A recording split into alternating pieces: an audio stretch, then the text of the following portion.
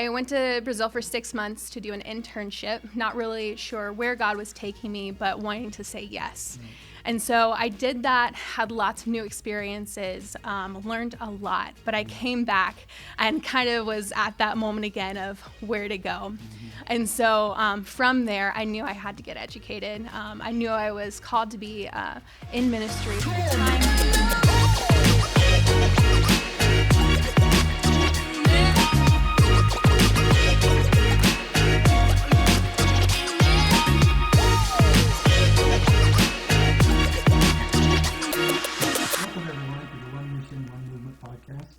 I'm Steve Throckmorton, and today we have Anna Warren with us. Hello. With us today. Hi. You're the Director of Global Education for the Pentecostal Church of God. Yes. Wow. We're going to dive into that today. And first of all, though, I wanted to kind of get to know you better, talk a little bit about your upbringing, and what brought you to Messenger. Yeah, absolutely. So I was raised in a pastor's home. Actually, my grandfather was an evangelist. He traveled, for the most part, the East Coast and the Midwestern states. So from there, he started a church in Virginia because he actually went to a Nazarene church and a bunch of story. Yes,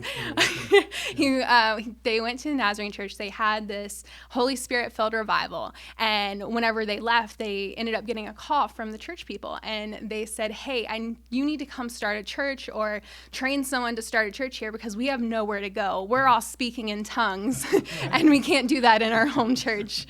So it was actually kind of funny, but he ended up coming back and starting a church there in a little town called Augusta Springs, Virginia. And he pastored it for years and then handed it off to my dad, who took it over when I was young. And so I grew up in a pastor's home, got saved when I was really, really young, filled with the Holy Spirit when I was really young. But you know how teenage years go, you kind of trying to figure out life and not really knowing what you're doing. And so whenever I hit 18, some serious prayer happened, and I felt that God was really calling me to the mission field. And so we ended up contacting our old DOID, which was Randy Lawrence, who is now over the youth department here. And my mom was like, "Hey, Anna has this calling. Do you know of anything that she could do, anywhere she could go?" So I actually ended up going to Brazil for 6 months. Yes, I remember that. Yeah, I went to Brazil for 6 months to do an internship, not really sure where God was taking me, but wanting to say yes. And so I did that, had lots of new experiences, learned a lot, but I came back and kind of was at that moment again of where to go. And so from there, I knew I had to get educated. I knew I was called to be in ministry full time. And so I started Messenger Online in that upcoming fall semester. And then after that, I came down, took the plunge, moved to Texas. And that was about 6 years ago. Wow, that's amazing.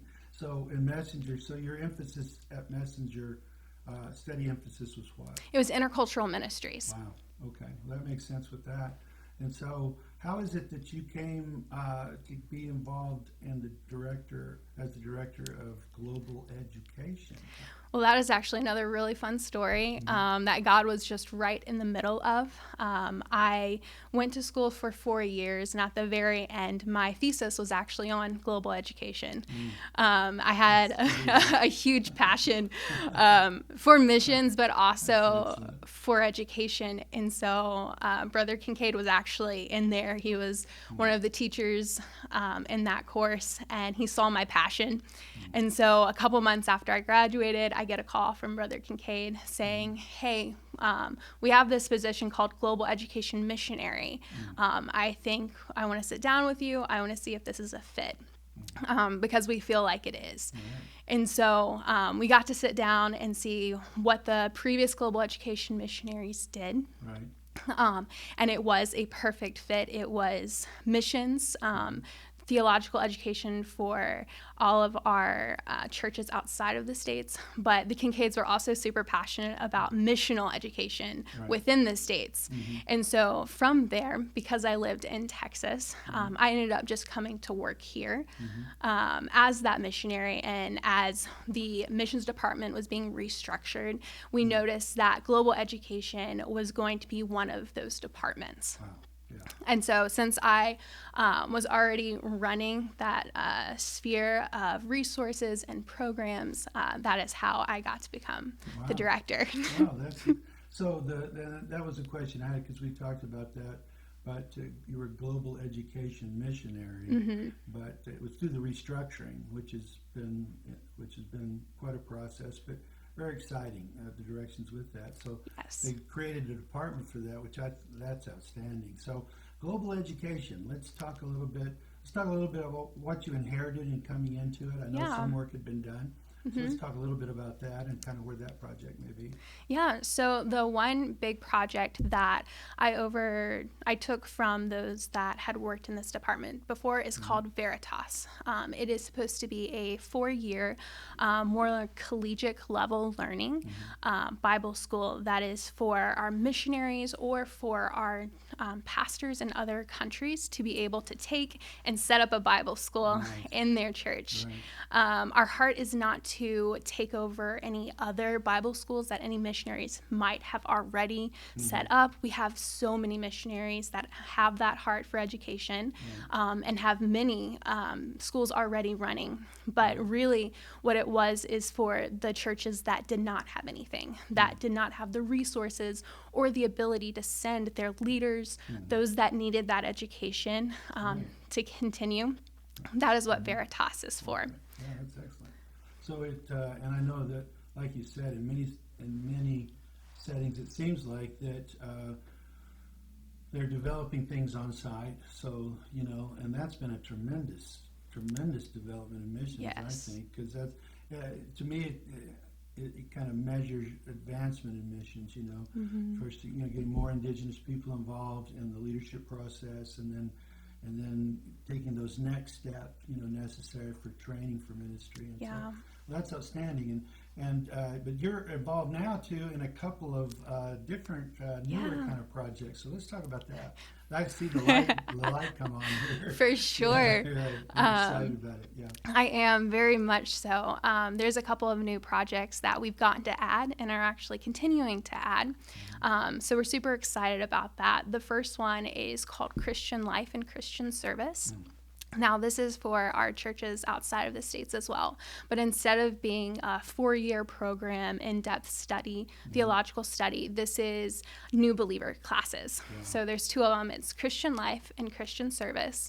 And how we got involved in this program is actually through a partnership with Global Education, which is the Assemblies of God University. We have been working through a partnership with them.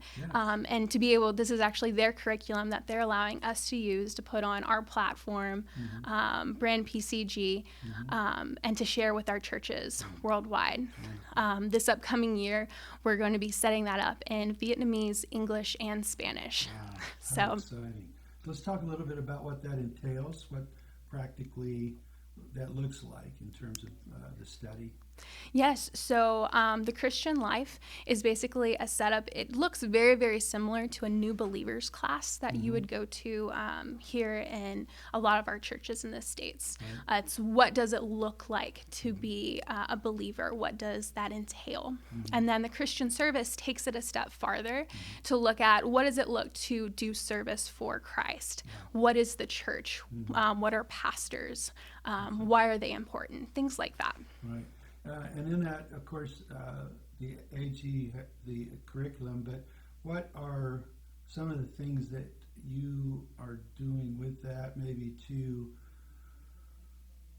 make it more kind of our own or unique to our, is there a lot lot involved in that, or? Not a whole bunch. What we have done is they've allowed us our own learning management system, which is all of this is done online. Okay. So our churches all around the world can access this online, and they actually get, whenever they look it up, it's to a PCG structured website where when they look at it, it has who we are, what we stand for, and also kind of points them back to our website. Right. And then through that, they'll log in, and that is where their curriculum. So even though it is their resources, it isn't necessarily denominational in that Yeah, sense. I see that. So the interface with that and the portal for that, you guys manage that. Yes. Yeah, that's outstanding, and what a great development, you know. And then in addition to that, there was another project. Yes. The other one is right now that we're heavily working on that is already launched. It's called MDP, which is Missionary Development Path. Yes. This is exciting. Yes, we ran this past fall, and this is a 12-week study series that is also online.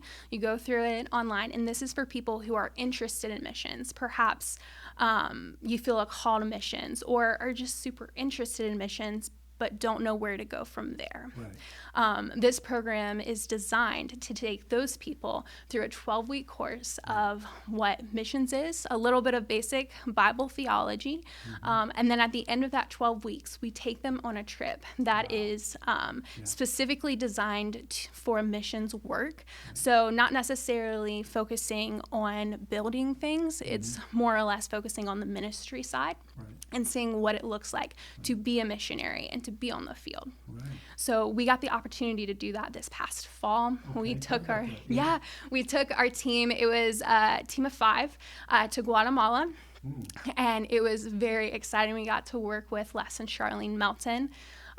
We talked to multiple pastors and the bishop there in Guatemala about how they run church and the things that they're developing. Wow. So that was very exciting, as well as we got to go to a children's home and do services with girls there. Yes. I believe almost every person in our team spoke at some point and was able to do hands-on ministry. That's outstanding. So it was such a great time. What a great opportunity that is. Just kind of a full range orientation to missions work, missions life, and that's outstanding. And we're excited about these developments, and we know that there's more in the pipeline, I'm sure. Anything on the horizon That's coming up here soon. Yeah. Well, MDP is a yearly program, so just keep that in the back of your mind. But one of the probably next projects that we will be publishing will be coming out the beginning early 2022, and that's a Great Commission Bible study. Yes. We talk about that. Yeah. So this is actually a project that has been in my heart for many, many years. Yeah. My heart for missions, whenever I got to be able to study in college, to be able to see how many churches and individuals that did not understand the Great Commission, at least to a deeper understanding. And so I started looking into statistics about, how many churchgoers knows about the Great Commission. And from that, I have started writing a Bible study, and this is to be used for Sunday schools or for small groups, whatever way your church would usually do teaching, but it would also be useful for individuals who just want to take themselves through it. Right. But it's specifically designed just on that one passage in Matthew. Right. So we go through line by line, section by section of what is entailed in the Great Commission. And so at the very end, it's kind of like a culmination of, okay, this is what this means. So how do we now apply that? How do we go about our life as disciples of Christ? Right. So, and how many have you determined the number of sessions that you'd be going through? Or yes. Yeah. So it's going to be a 12-week lesson course. Yeah. So, we're super excited. That is exciting.